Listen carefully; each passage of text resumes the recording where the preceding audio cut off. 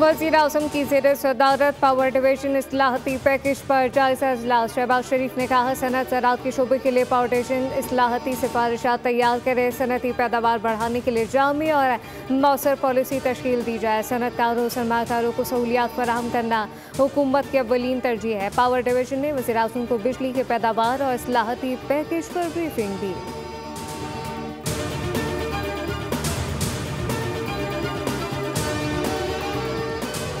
किसी जगह पर सैलाब आ जाए तो पूरा साल रोते हैं। मुतासिरीन की मदद के लिए ना रोना धोना किया, ना ही दुनिया के सामने हाथ फैलाया, किसी से पैसा नहीं मांगा। सैलाब आया तो मुतासिरीन के लिए रिलीफ का काम अपने बजट से किया।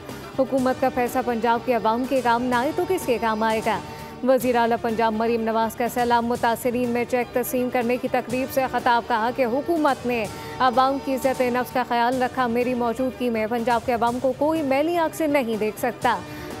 100 अरब रुपए सैलाब मुतासिरीन के लिए रखे। एक दिन में ATM से 3 लाख रुपए निकाले जा सकेंगे। आज लोग पंजाब के शहरों की मिसाल देते हैं। शहरों में ग्रीन बस चली जहां पे कभी बस नहीं थी।